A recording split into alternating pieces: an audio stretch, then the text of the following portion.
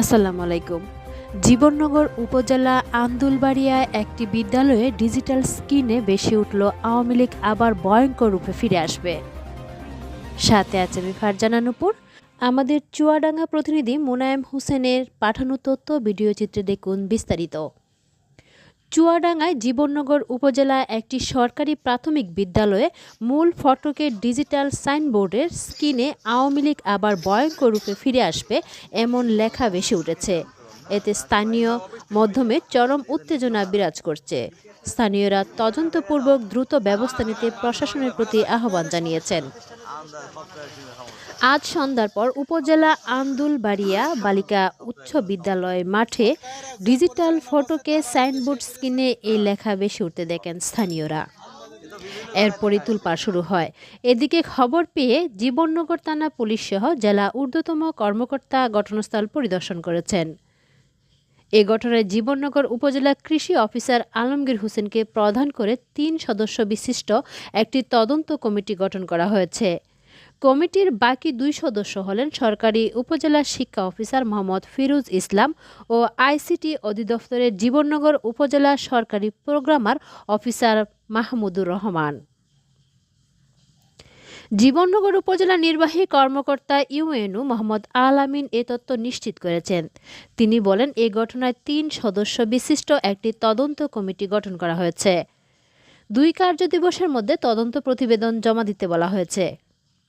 বৈষম্য বিরোধী ছাত্র আন্দোলনের চুয়াডাঙ্গা জেলা আহ্বায়ক আসলাম হোসেন বলেন, এটি বিচ্ছিন্ন কোনো ঘটনা নয়, এর পিছনে আওয়ামী লীগ দূষর জড়িত থাকতে পারে।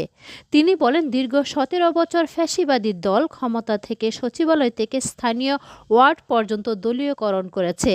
তিনি আরও বলেন, আওয়ামী লীগ এগুলি করে দেশকে অস্থিতিশীল করতে চাচ্ছে, কিন্তু দেশের জনগণ সচেতন, কারো ফাঁদে পা দিবে না। পাশাপাশি এই ঘটনার সঠিক তদন্ত করে সর্বোচ্চ শাস্তি দিতে হবে। অত্র বিদ্যালয়ের ভারপ্রাপ্ত প্রধান শিক্ষক শফিকুল ইসলাম বলেন, ২০১৬ সালে একটি কোম্পানি বিদ্যালয়ের মূল ফটকে সাইনবোর্ডটি লাগানো হয়। সেখানে স্ক্রিনে সবুজ রং দ্বারা শিক্ষামূলক বাণী লেখা উঠত। কখনো কোনো সমস্যা হয়নি। আজ সন্ধ্যার পর হঠাৎ করে লাল রং হয়ে এই উস্কানিমূলক লেখা ভেসে ওঠে।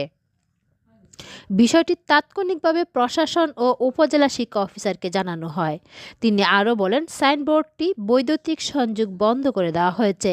এক্সপার্টরা পরীক্ষা নিরীক্ষা করবেন। এছাড়া ঘটনাস্থল ঊর্ধ্বতন কর্মকর্তারা পরিদর্শন করেছেন।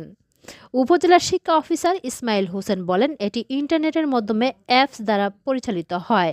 ধারণা করা হচ্ছে কেউ অ্যাপসের পাসওয়ার্ড হ্যাক করে লেখাটি বসিয়ে দিয়েছে। তদন্ত কমিটি গঠন করা হয়েছে। প্রতিবেদন পেলে বিস্তারিত জানা যাবে।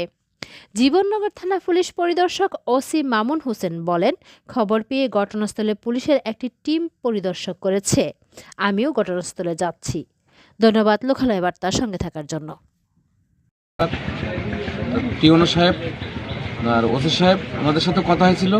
রাত্রে পুলিশ সার্কেল উনি আসছিল, ওসি সাহেব আসছিল। ওনারা বলছে যে সুষ্ঠু তদন্তের মাধ্যমে এটা বের করা হবে। আমরা চাচ্ছি এলাকাবাসী যে করেছে তার দৃষ্টান্তমূলক শাস্তি হোক। বেতনে একটা ষড়যন্ত্র আছে,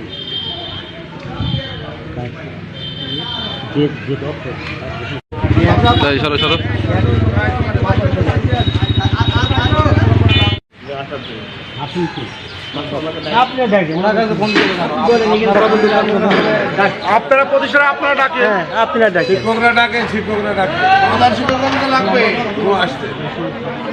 আরে দুয়াটা দেন, ভিড় হবে না।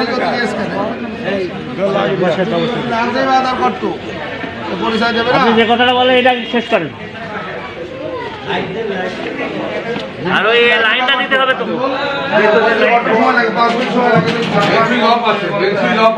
মেন সুইচটা ওইটা চলছে।